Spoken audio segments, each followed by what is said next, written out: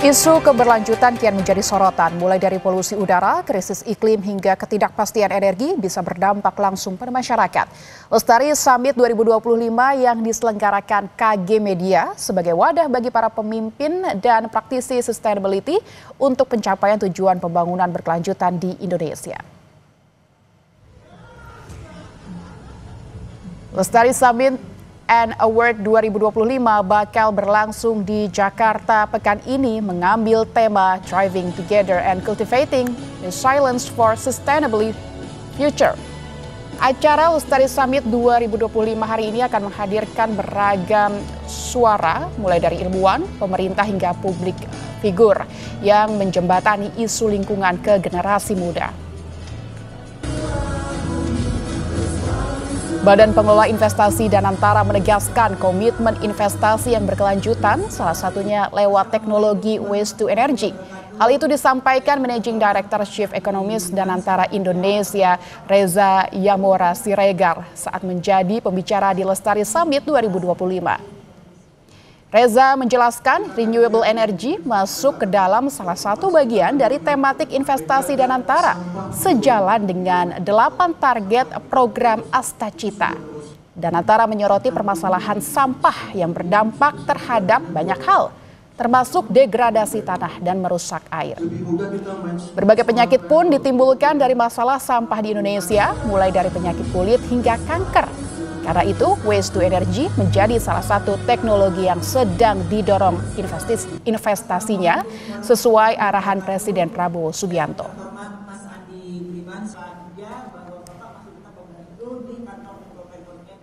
Informasi terkini perhelatan Lestari Summit 2025, kita terhubung dengan jurnalis Kompas TV ada Renato Panggalo dan juru kamera Ganiar Febrian. Renata, Danantara hadir dalam Lestari Summit 2025. Apa yang menjadi sorotan Danantara? Iya Lintang, pada intinya Danantara ini menegaskan komitmennya untuk berinvestasi dalam sektor sustainable atau yang berkelanjutan. Hal ini disampaikan dalam pemaparan oleh Reza Yamora Siregar selaku Managing Director Chief Economist Danantara Indonesia. Ada sejumlah strategi yang disampaikan oleh Danantara, ada kira-kira 5 Lintang. Yang pertama ini tentunya menentukan investasi yang sejalan dengan Astacita yang diusung oleh Presiden Prabowo Subianto, dan dalam hal ini Danantara menekankan pentingnya investasi dalam hal renewable energy. Kemudian yang di strategi kedua ini adalah mengambil keuntungan dari potensi di Indonesia. Danantara melihat adanya potensi-potensi dari energi hijau di Indonesia yang bisa dimanfaatkan untuk mendorong investasi.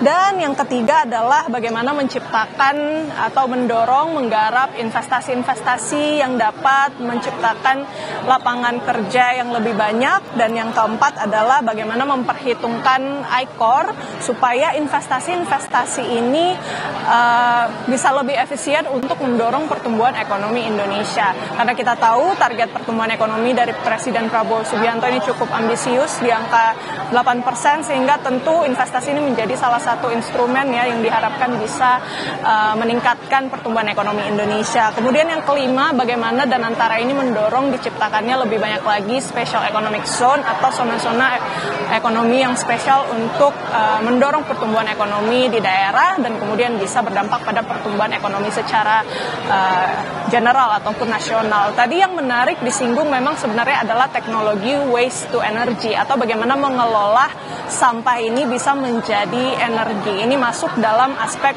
renewable energy yang tadi disampaikan dan juga bisa sampai ke aspek kesehatan, karena Danantara ini menyoroti bagaimana permasalahan sampah di Indonesia ini sudah cukup memprihatinkan. Sampah ini sudah berdampak pada lingkungan, menyebabkan degradasi tanah, kemudian merusak air begitu ya, dan juga bisa berdampak pada penyakit, misalnya penyakit kulit, kemudian juga kanker. Jadi dari serangkaian masalah ini pemerintah juga cukup peka untuk melihat adanya potensi investasi dalam bagaimana mengkonvert sampah menjadi energi.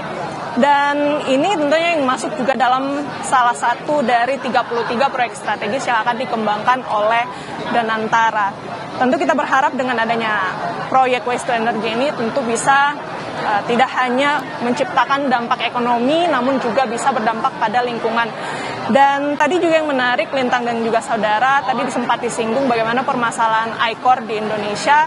Skor I-Core Indonesia sendiri ini berada di angka 6. Dan kalau yang kita harus pahami juga, I-Core sebenarnya semakin rendah ini semakin baik. Dan angka 6 ini kalau dibandingkan dengan negara-negara ASEAN, sebenarnya Indonesia ini masih cenderung tinggi begitu ya. Oleh karena itu, Danantara juga ingin berkomitmen bagaimana kemudian bisa mendorong investasi-investasi yang secara langsung bisa berdampak pada produktivitas dan juga meningkatkan pertumbuhan ekonomi.